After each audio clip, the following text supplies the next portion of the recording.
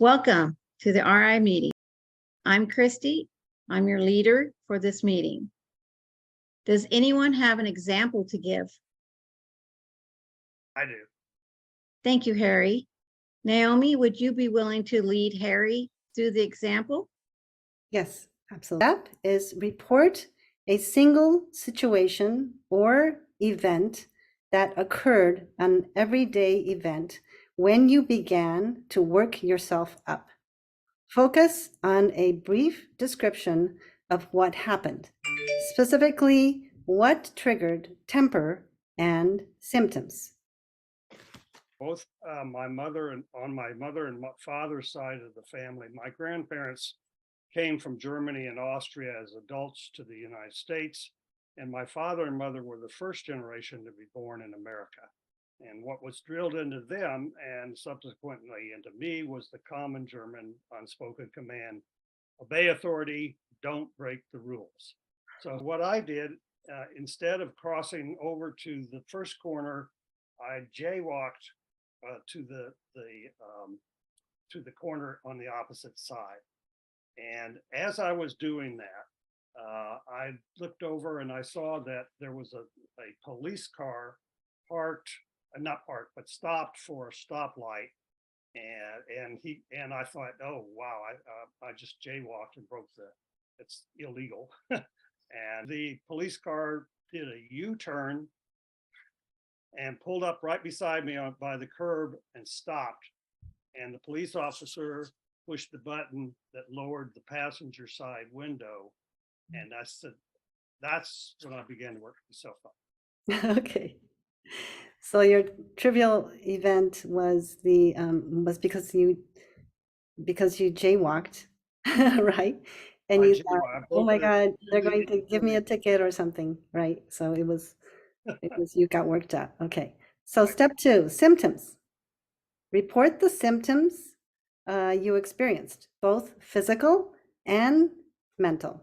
For instance, angry and fearful thoughts, confusion, palpitations, disturbing impulses, tightening in your chest, lowered feelings, sweaty palms, and so on.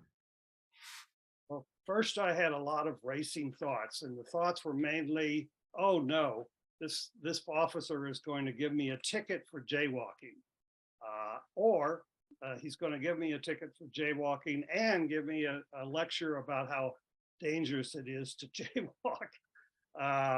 Also had angry thoughts. Everybody does this. How come I get caught by a police officer doing it? So I was a little angry about that. Physically, I felt lowered feelings. My stomach kind of dropped. I was nervous and anxious about being stopped by a police officer, and after doing something minorly that's illegal in a minor way. What else? My heart was pounding faster because of the situation, and I don't think I displayed any like shaking or anything, but inside I was like feeling quivering, a fearful kind of reaction. Step 3, spotting. Report your spotting of fearful and angry temper. The Recovery International, which is like the CALM tools, you used to help yourself and your self-endorsement for your effort. Okay, the first thing I had to do was drop the judgment against myself. Almost in America, lots and lots of people jaywalk. It's very common, so it's average. It's common for the people to do that. And all I was being average when I jaywalked here. For jaywalking, and I dropped the judgment against the officer for pulling up beside me because he was just doing his duty as an officer. The tools I used were mainly this is a triviality compared to my mental health. No matter what happens, even if he gives me a ticket, you know, I pay the fine and nothing, I'm not going to go to jail, anything like that. This is a triviality. Also, I took the secure thought that when he pulled up to me, he didn't flash his red and blue lights or use his siren or anything like that, which is normal if you've done something wrong and a cop wants to stop you. It would be normal for him to at least flash his lights. So I took the secure thought that maybe there's something else going on here that I don't know about, and he's not stopping me for jaywalking. And I took I saw this as a triviality and which was distressing to be in the situation, but it wasn't dangerous. He wasn't going. Fine would be probably pretty minimal if I got fined at all. Don't take your don't take your own dear self so seriously. This is not a big deal. This is not so whatever it happened, and I can't change it. It's in the past. As soon as he stopped and lowered his window, it was in the past. So if I can't change the situation, I could at least change my attitude toward it, and I did that. So did Okay. you endorse for all your Oh, effort? yes. Yes, I did endorse for my efforts under a situation that would make even average people nervous. Yes. Okay. Very good. So step 4, outcomes. Begin with before I had my recovery, CALM training, and describe the temperamental reaction and symptoms you would have experienced in former days. What would have happened then versus what happened now? This will help you to note the progress you have made. Okay, in 1996, my family would had to transfer from New Orleans, where the police enforcement's pretty lax on almost everything except murder, and to the San Francisco Bay Area. And I was diagnosed with clinical depression when I got here, and I was extremely sensitive to all any kind of violation or laws that I might inadvertently commit when I first came here, and I would never have jaywalked. I would have, in former days before my recovery training, I would have been probably acting very weirdly when the police officer stopped, and it would have been pretty noticeable.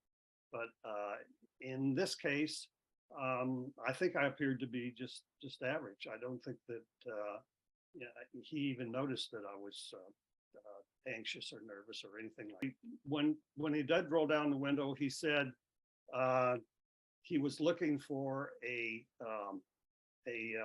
elderly gentleman who lived in the neighborhood who has dementia and wandered off of his home, and his family was worried about him, and he just asked me if I had seen anybody. He described him, and then as it turned out, he wasn't even pulling me over for jaywalking. But even if he had, and even if I had gotten the ticket for jaywalking, I would not have thought of that as a big deal. But when I was in my nervous condition before recovery training, I would have blamed myself a great deal, and I would have been very anxious.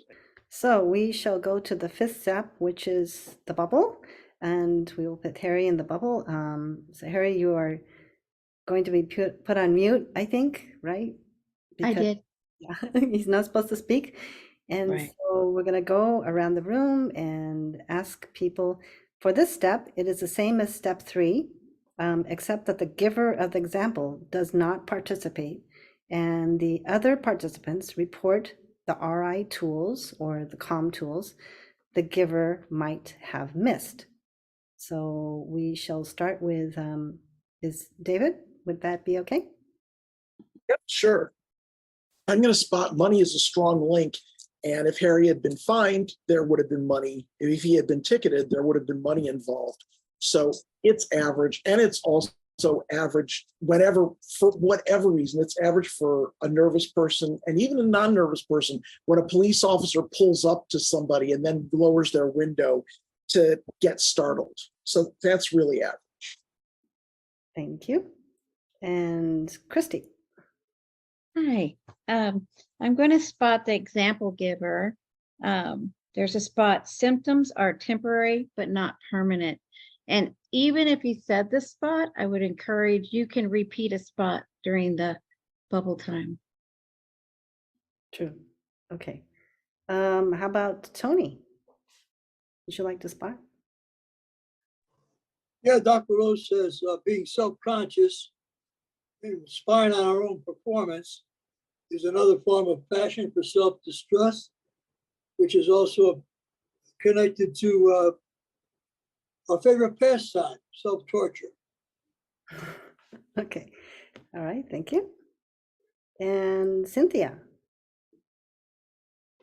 Fearful anticipation is often worse than realization. Very nice. Shige. Yes, I spot drop the judgment. Very good. Okay. Anna Celia. I spot for the example giver. I spot a fiery imagination. I will not trust a fiery imagination that looks for excitement in devious ways, that lies and deceives me and tells me of realistic danger when there is none. That's a really good spot. Jenny. Harry can endorse for treating his mental health as a business and not as a game. Very good. Okay. And I would also say drop your excessive sense of responsibility, you know. And Eric. Yeah, every act of self-control leads to a sense of self-respect. Okay, so I think that's it. Thank you.